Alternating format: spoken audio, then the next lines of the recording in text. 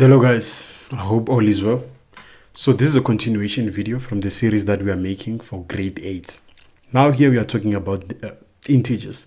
Some people call them integers, some of them call them integers. So I call them integers. Doesn't matter. So let me save your time. Let's skip straight to the questions. And here we are. So the first question there, it says they want us to simplify this, showing all the steps and without using a calculator. So now whenever you have things like this, the main rule for you to use, it's the Botas rule. The Botas rule: brackets, order, division, multiplication, addition, and subtraction. You know this. You did this in grade 7. So I'm going to use that rule now to answer some questions here. It says 2, positive 3, 1, positive 3, minus 4. So now I want you to understand one thing. For me, as I teach maths, positive and addition, it's the same thing. Subtraction and negative, it's the same thing, right? So now there are two rules that we usually use. The rules say, now when you add same signs, what are you supposed to do? When you have a positive 3 and a positive 3, let me write it proper so that you see what I mean.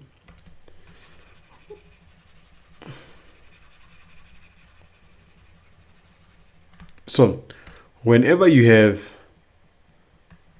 positive 3 and positive 3, what you do, whenever you add the same signs, you just add the numbers together. It's going to be 3 plus 3, that is 6. After that, you take one of their signs, right? Now, do I need to write the positive in front of 6? No. As long as a number is just 6 without a sign, we already know that it's positive, right?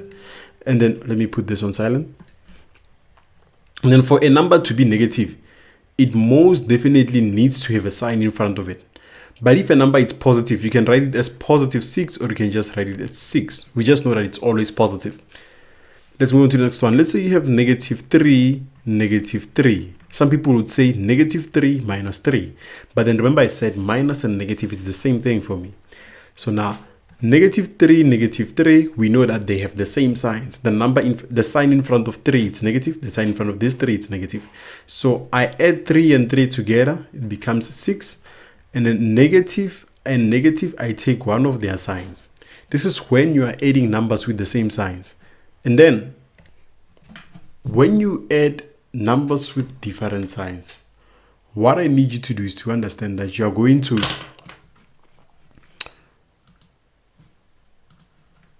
subtract the smaller number from the bigger number and then take the sign of the bigger number. Let's say we have negative 3 plus 15. So what is this? This is negative 3 positive 15, right? Remember what we said. Now, what happens here? Because of we have different signs, one of them is negative, the other one is positive. You're going to take the bigger number, which is 15, minus 3, which means you're going to get 12. After that, you take the sign of the bigger number. Between negative 3 and this 15, which one is the bigger number? 15 is the bigger number, right? So we're going to take its sign, positive. Let's do another one. Let's say we have negative 12, positive 8. What happens there? You see that the signs are different. This one is negative, this one is positive. So I'm going to take 12 and subtract 8, which is 4. And then between 12 and 8, which one is a bigger number? It's 12. So I take the sign of 12 because it was a bigger number there. And that's the answer. That's how you do it, right? Now let's move on to multiplication.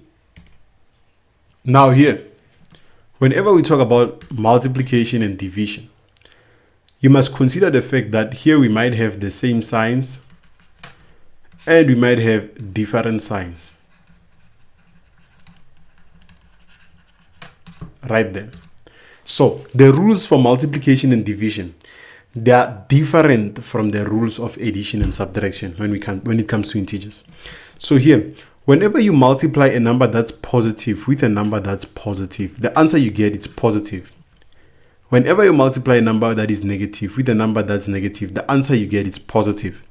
So every time you multiply two signs that are the same, you get a positive. And then whenever you multiply two signs that are different, you get a negative. Multiplying two signs that are different, you get a negative. Get that? Hope it makes sense. Hope it makes sense.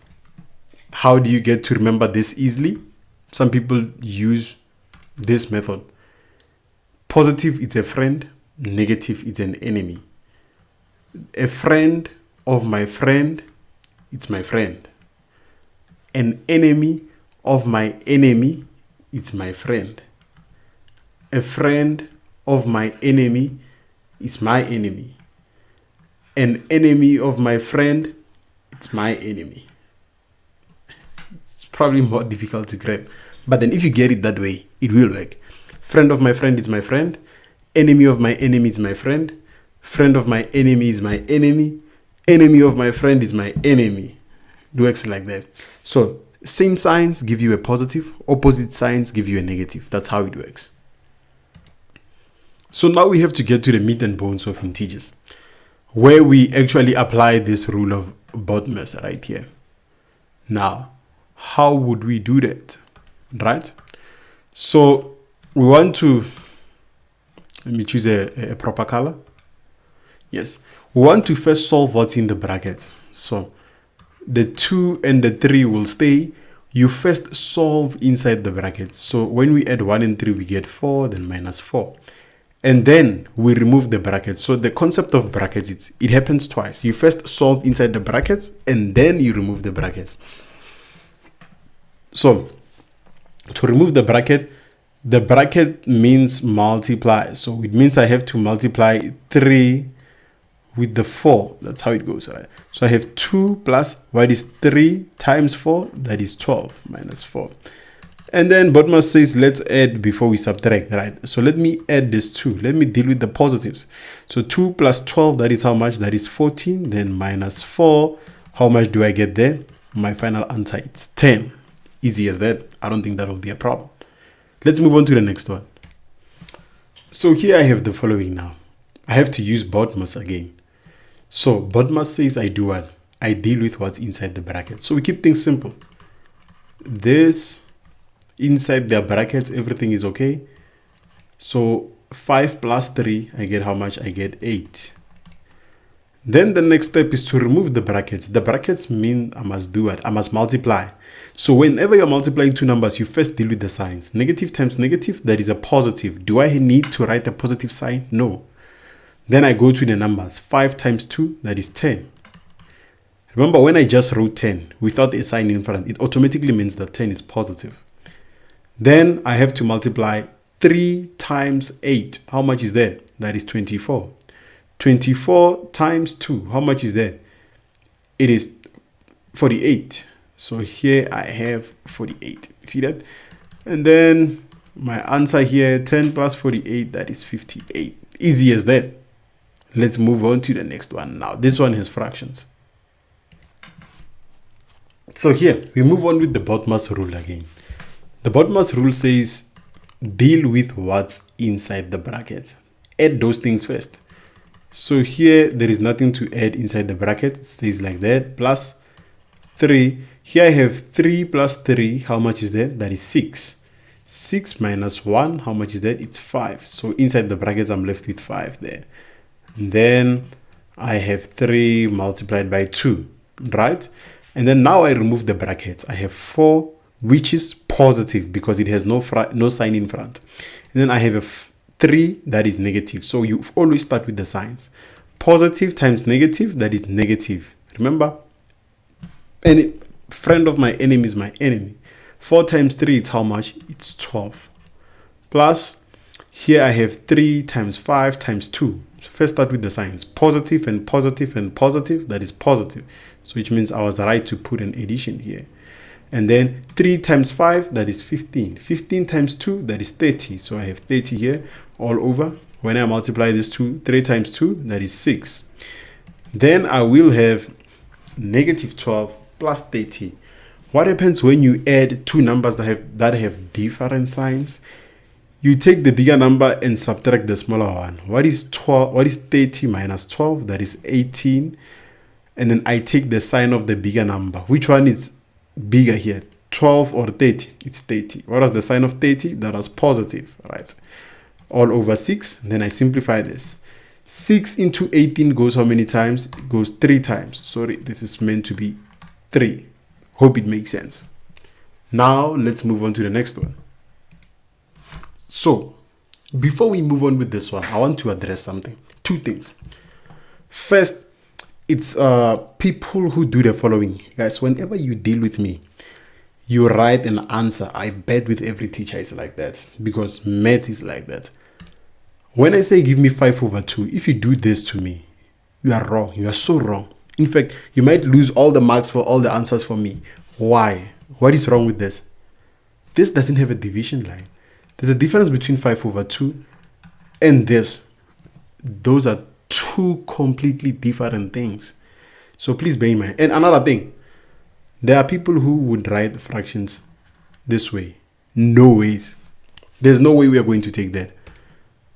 No ways, guys. So please do the proper things. Now, what I need us to do before we answer this question is deal with the concept of perfect squares and perfect cubes. Now, what happens? What happens is that if I have 1 times 1, I get 1. When I have 2 times 2, I get 4. When I have 3 times 3, I get 9. When I have 4 times 4, I get 16. When I have 5 times 5, I get 25. Right? Now, let us rewrite this thing in terms of their squares. This is where the concept comes in now.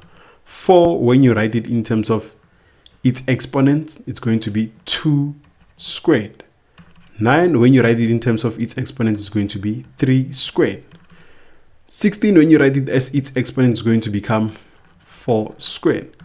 25 as its exponent is going to be 5 squared. Now, this says to me now, whenever I have 2 squared, it means I'm saying I'm multiplying 2 by itself, just twice. And then here, whenever I have 3 squared, I'm saying I multiply 3 by itself, just like that.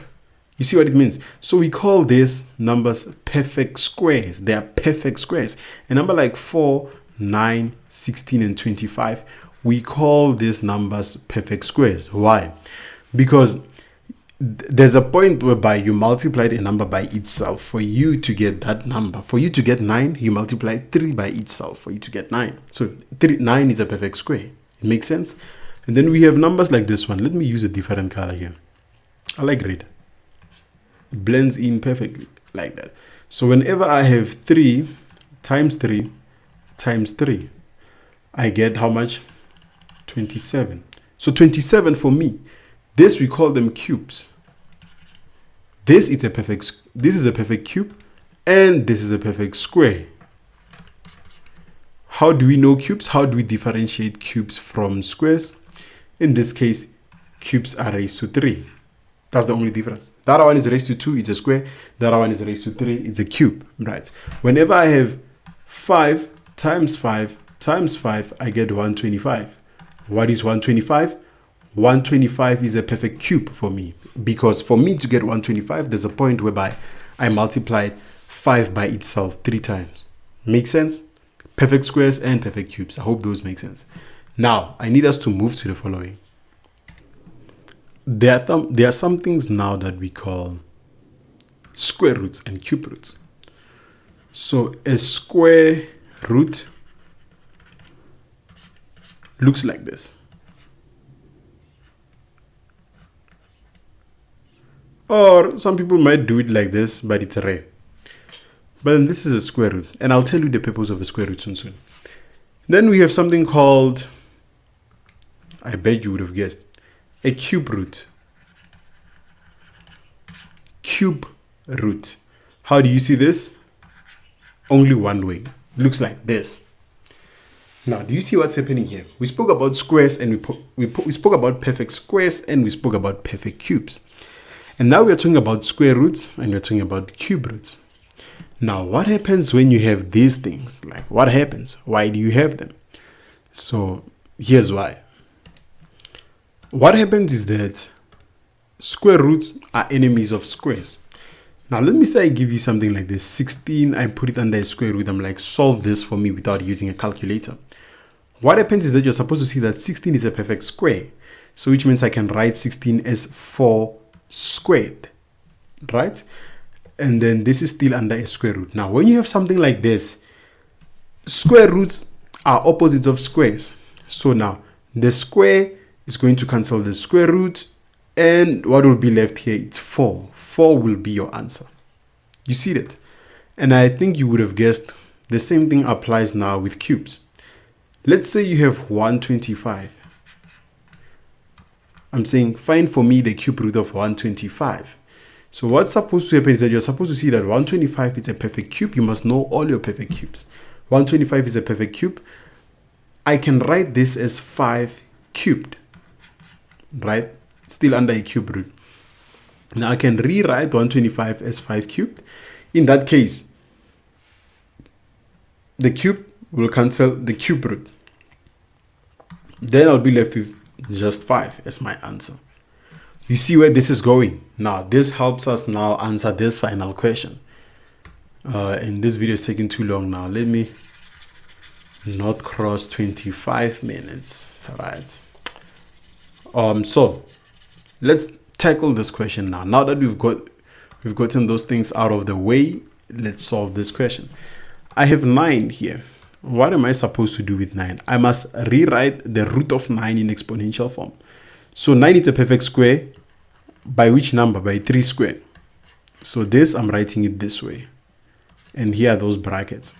And then here, there's a negative. And there's the square root. 4 is a perfect square, right? Perfect square of what? 2 squared this way. Then I close the bracket. And then here I have a cube root this way. A cube root of negative 27. Now, this is negative. Only cubes can have negatives inside them. So I'll put a negative here. And then 27. 27 is a perfect cube of what? Of 3 cubed. This way. You see that? Squares shouldn't have negatives inside them. Only cubes can have negatives inside. And then here I have 3 squared plus 5 minus 4 squared. Now, here is what's happening here. Now that I did this, there is something that can be done here because there's no way, guys. We spoke about the Botas rule, and the Botas rule said what? The Botas rule said whenever I have numbers inside brackets, I must solve them. So let me solve this so it becomes something nicer, right? So let me solve this. Let me solve this. So instead of having 5 minus 4, I'm going to say to myself that this is, what is 5 minus 4? This is 1 squared. You see that? Now, what happens here? What happens is that, let me use a different color so that you see that we are not actually scratching out. This is a method. The square will cancel the square root. The square will cancel the square root. The cube will cancel the cube root. This way, right? What am I left with? I'm left with the following. Here I'm left with only a 3 inside brackets. Here I'm left with a negative 2 inside brackets. Here I'm left with a negative 3 inside brackets. And then here I have 3 squared plus 1 all squared. Right. Now, whenever I have 1 squared, what does it mean? What does 1 squared mean? It means I should multiply 1 by itself. Do that thing twice. That's all. Is it once or twice? But you know what I mean. So here, instead of saying 1 squared, I can say 1 times 1. This way. I'm multiplying 1 with itself because 1 squared means that. Then we move on to the next step. Let me erase this top part and then create some space to answer my questions. So here I have this. Let me see if I can move it upwards. Like that. Let's move it up. Put it here. Hope that's proper. Yes. Now, let's continue solving now for this. Whenever I have brackets, brackets mean I must multiply. So I'll start with this 2. First, you always start with the signs. What is positive times negative? That is negative. So the answer that I got, I multiplied with this one. What is that negative times this negative? It's positive. So which means here I must have a positive as an answer. And then what is 3 multiplied by 2? That is 6. What is 6 multiplied by 3? That is 18. Then we move on to this one. What is 3 squared? This is the same as 3 times 3. Plus, here I have what? 1 times 1. Now, can I add the following? Can I add my 3 with the 1 there? No. Why? Because of BODMAS. BODMAS says multiply before you do what? Before you add. So you must deal with the multiplication first. So here I have 18. I multiply first. 3 times 3, it's how much? It's 9. 1 times 1 is what? It's positive 1. So I'm left with 18 over 10. Now, when you have something like 18 over 10, you have to simplify the fraction. How do you simplify this? Which number goes into 18 and 10? 2. 2 does so, right? So if I divide 18 by 2, I get what? I get 9. If I divide 10 by 2, I get 5. Now, there's no number that can go into 5 and 9.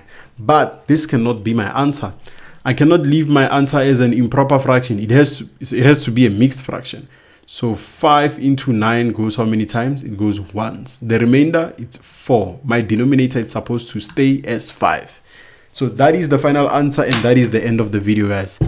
Hope you enjoyed the video. Hope you learned something here, or we strengthened your memory about these things. Please don't forget to like the video, subscribe to the channel, and stay in tune for the next one. Goodbye for now, and enjoy your mess.